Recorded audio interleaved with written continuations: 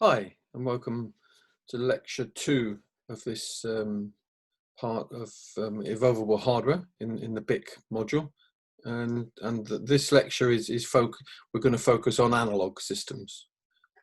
As with the first lecture, I'm going to divide this up into 3 smaller slots, so 3 smaller videos, just to make it a bit more digestible. With the thing. So the first lecture we looked at the introduction of evolvable hardware, some background to evolvable hardware, and then we looked at how we might implement evolvable hardware on digital systems. And we saw that a lot of that was based around FPGAs. Not all of it, but a lot of it was based around FPGAs. So what I want to do in this lecture, in these 3 videos, is to talk about analog systems, so analog electronics, and how we might apply evolvable hardware to such systems.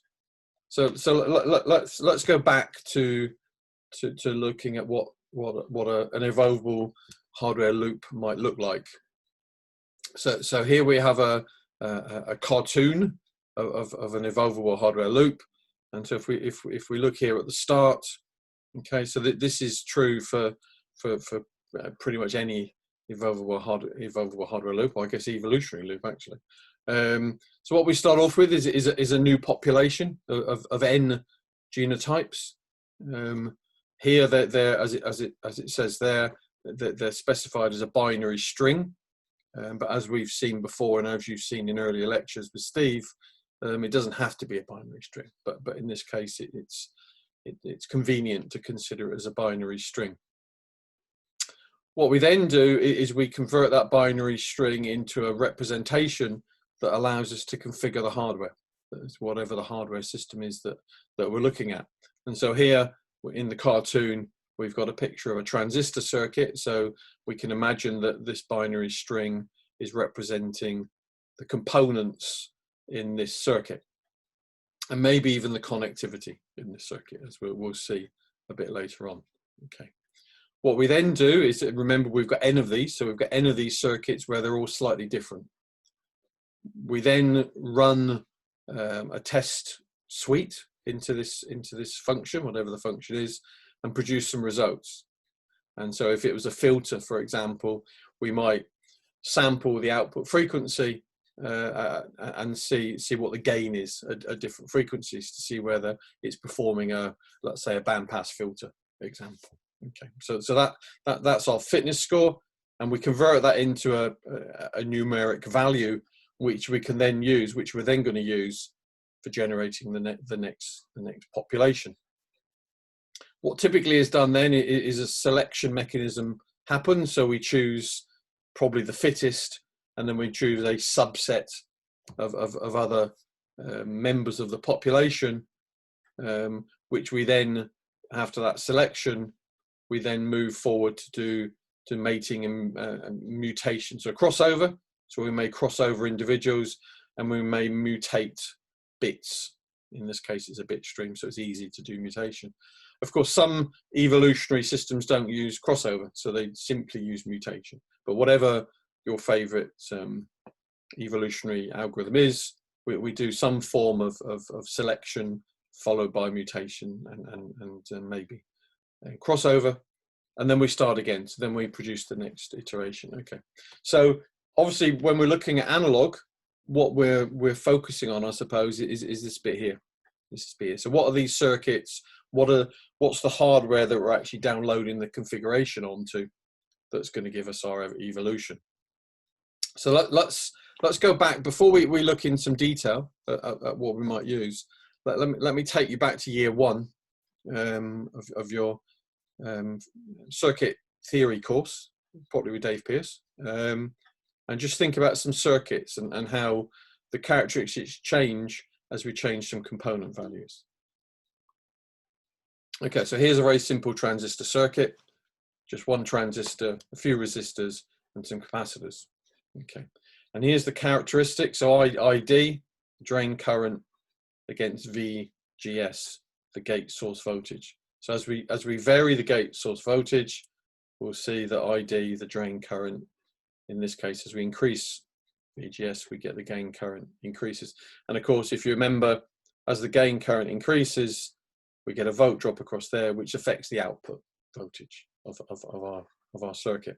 So what this graph shows, it's got three lines of similar shapes, but what's different about them is actually, it says area here, and it's the area of the transistor, so the size of the transistor that you're using. So what may be a surprise to you, may not be a surprise to you, as the area changes, the characteristics change.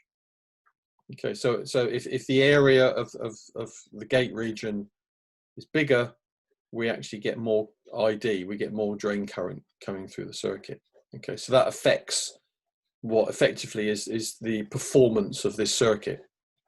Okay, so if you imagine an evolutionary loop, then if the genome is representing, or one part of the genome is representing the area of the transistor, then what we can see is evolution can actually change the characteristics of this circuit quite simply by changing the area of the circuit. So that's an example which is maybe less intuitive than maybe some of these others that we're going to see. If we look at this circuit, so again, same circuit, but now what we're doing, if you look here, is that we've got R2 and R3, so the drain and the source resistance, and what we're doing there is we're changing the values of R3, so the drain resistor. Okay, so R2 is staying constant at 470 ohms, and R3, this resistor here, is changing values from 1K up to 3.9K. This is looking at frequency against gain, and what you'll see again is as we change this value, we get different characteristics of our circuit. So again, if the evolutionary loop, if part of the genome is representing the value of R3, evolution can actually change the characteristics of this circuit. Okay, and you can imagine that if it had part of the genome was this resistor value and the area of the transistor, then we're kind of switching between these two and allowing all sorts of different characteristics of the circuit to happen. If we have a look at a few more examples, slightly higher level maybe example. So this is just a simple op-amp circuit with a capacitor in the feedback loop and a resistor on the input. Here again, we're looking at frequency, so frequency against gain of this op-amp. And what we're doing in this case is we're keeping the input resistance R2 constant at 1K, and we're changing the feedback resistor. We're changing the value of the feedback resistor. Okay, and what effect that has is, of course, it changes effectively the bandwidth of the amplifier. Okay, so as we go from 1 nanofarad, where the roll-off is up here, down to 100 nanofarads, we see the roll-off happens much quicker in the frequency response. So if we were looking at maybe designing some sort of filter circuit, this might be part of a bigger filter circuit, and you could see with the genome changing C1 would allow us to start affecting the frequency characteristics of this circuit. So again, allows us to, rather allows evolution to make lots of changes. Okay, so this circuit is I guess the most basic op-amp circuit, resistor in the feedback, resistor on the input. Again, we're looking at frequency against gain of this circuit, okay, the frequency response of this circuit. And what we're doing here is R2 again is kept constant, so the input resistor is kept constant, in this case at 1.5K, and then we're varying the value of R1 between 150K down to 47K. Again, obviously this could be part of the genome, so this could be evolution that's changing this value. And what we see, as we would expect, if you remember back to the first year, as I was saying, as R1 reduces, the gain reduces. Okay, so the smaller value of R1 is the gain reduces. So it goes from 10 dB up to 40 dB when we get up to 150K. So again, in part of our evolutionary loop, we could do that. And then a more complex example where we've got, in the feedback loop, we've got R1 and C1. So we've got a small RC circuit now in the feedback loop. So again, looking at frequency against gain, what we're doing here is we're keeping R2, so the input resistor, we're keeping once again constant at 1.5K. Okay, but now we're changing the value of R1 and we're changing the value of C1. Okay, and what we see here is that, again, we get a different frequency response. We get a different cutoff. Again, if we were looking at something like a filter, this gives us quite a nice way to actually start changing the gain and the frequency response at the frequency that it cuts off at. Okay, so this is obviously acting a bit like a low pass filter. The slope is quite slow, but at least it's cutting off as the frequency goes up. So again, evolution could have within its genome the values of C1 and R1 to do that. And of course, it could be more than that. So part of the genome could be whether you actually have this circuit or this circuit. So part of the genome could be, okay, actually I'm removing the capacitor from the feedback loop, or I'm including the capacitor in the feedback loop, and I can change its values. So all of those things are akin to what we were doing looking at digital, but actually I think it's worthwhile us just going back and looking at those kind of basics, those fundamentals of our circuit design, so we understand better what evolution could do when we start to try and evolve analog circuits. Okay, so let's move on a bit and just pause and think, okay, what we might want to do, what we might need for our reconfigurable hardware. So what we need is we need to be able to, through configuration, we need to change the function of the circuit. Okay, and so we've seen here that we can do that by changing the configuration. We can change the functionality of the circuit. Because it's analog based, we're probably going to need switch-based devices which switch the interconnect between the primitive functions, between these functions that we can change through configuration. We'll also need configuration to be able to turn switches on or off, to change the connection between the various functional modules within our circuit. Because of, if we're using devices from vendors, then obviously we tend to be quite constrained by the programming tools that those vendors allow us, and what switches and what functionality can actually be turned on or off or changed using those programming tools. And the question then is, if we've got devices that kind of match these 3 bullet points, are they going to be appropriate for us for doing evolvable hardware? So let's look in a bit more detail about the sort of elements that we might get in for reconfigurable devices. Okay, so here's a number of acronyms, some of which I'm sure you'll know, some of which you might not know. So FPGAs, obviously much more focused on digital than analog. FPAAs are field programmable analog arrays. FPTAs are field programmable transistor arrays, and we'll see some examples of these later. And of course, ASIC is designing your own, or somebody else designing a proprietary chip to do that.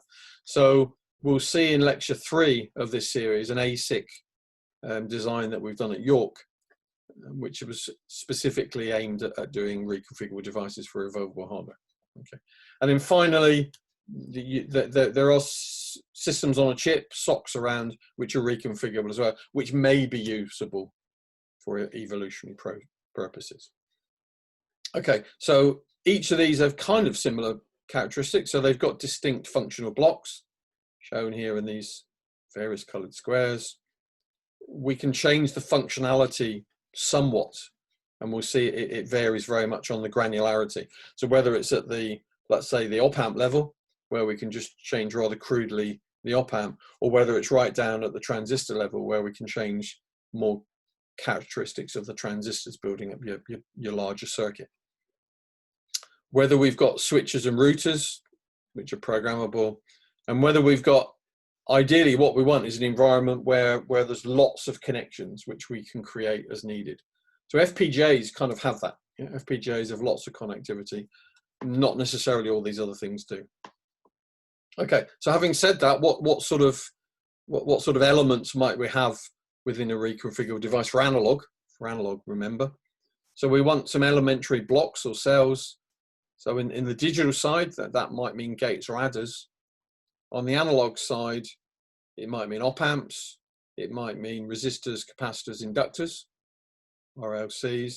It might mean that we've got a circuit that's representing a neural network. So we might have, the components might be effectively representing neurons. It might be transistors, and we'll see there's quite a lot with that. And there may be other nano-electronic devices which we can use for doing those sorts of things. So rather than relying, as I said, on gates and adders, on the analog side, we've got a different set of basic components that we might use for doing our evolution. So here's a very quick picture of the various levels that we might look at for programmable devices, more on the analog side of things. So we can move from very low level specs, so simple programmable devices. So this just shows resistors and capacitors where the connectivity and the values of them are changing. So relatively straightforward, to what I've called connected programmable devices. So these are standard blocks, and we'll see an example of a couple of these in a minute, where you can just connect these standard blocks together. So in this case, it's kind of an op-amp block with some resistors around where you can change the values of those, and maybe some of the connectivity, but it's quite limited. Then we've got something called a programmable analog array. So now you've got a bit more programmability, but you'll see that the component that you're dealing with is still effectively at the op-amp level. So it's still relatively high level. And then finally is our ASIC that we talked about up here. Finally is the ASIC, where actually you design your own chip. So you design your own chip with the view of you want analog evolution to be going on that chip. So we'll talk about not so much this one here, but we'll talk about variants of these others at the moment, and we'll start off by talking about these. So let's talk about COTS, so custom off-the-shelf devices. So these are things you can just order on the web, and typically the ones that might be of interest to us are often called field programmable analog arrays, FPAAs. So here's an example of one that was originally a Motorola device, and I think it's now Anodyne is other people that produce this. And so what you'll see on here is it's a fairly limited connectivity. So they provide you with a block. They provide you with a block, which in this case consists of 2 op amps and a number of capacitors that are connected in various things around the block. And what the device allows you to do, there are switches on the device. So the switches, through a process called switch capacitance, which I'll leave you to look up, but it allows you in a circuit that only looks as though it's got capacitors to have resistive functionality as well. So through the switch capacitor technology, you can change the value and the characteristics of these, and there are also switches to allow you to switch in and out the odd components in the system. So relatively limited, but has some possibilities with our ideas that we wanted functional blocks and we wanted to be able to connect things and disconnect things. So it's got some functionality. A second device is the one was on the previous slide, okay, which is a ZX track. So it's a totally reconfigurable analog circuit. So that's what the track stands for. So this device consists of 20 cells. So this is a cell here. There's a cell here. It's by the Lattice company. Okay, each has an op amp and a small reconfigurable network. So again, you'll see you're fixed. You're fairly fixed with what you can use in that it's at op amp level, but there is some functionality that you can change. So there are some resistor values, and I think there are capacitor values as well, actually, that you can change. So as it says there, in the programmable system that you get, in the tools that you get, you can set up a cell so that it can do things like add, negate, subtract, multiply in the analog domain, of course, and basic inverting op-amp rectifiers and things like that. So again, it's quite limited when it comes to changing the functionality and indeed changing the connectivity between these things. But having said that, both of these have been used in the past for doing some simple evolutionary experiments in the analog domain. Okay, so that's the first lecture of this, the first video of this lecture 2 in the evolvable hardware side. What I've tried to do is go back to the fundamentals to allow us to understand what evolution might use when it's doing evolution on analog devices, what things might it change. And we've looked at a couple of COTS devices, off-the-shelf devices, which people have used in the past to try and do evolvable hardware. So as with the last lecture, here's a couple of references that you may want to look up, either now before you look at video 2, or at some point in the future. Okay, so they're both interesting papers. You'll notice, in fact, one of them is Martin Tretzfer, who's a member of the department. This is, in fact, when he was in Germany, working in Germany, some work he did there, which is some really interesting work that I'd recommend you do that. Okay, and I'll finish off with a couple of questions for you again, as we did in the last lecture. So do you think custom off-the-shelf analog devices are good for applications of evolvable hardware? So just have a think about what the advantages and disadvantages of some of those are. And if you think that they're not, then what do you think we can do to produce devices which actually are good for evolvable hardware? Okay, I will leave you with those 2 questions, and we'll come back to them in lecture 2 of this series. Okay, thanks very much.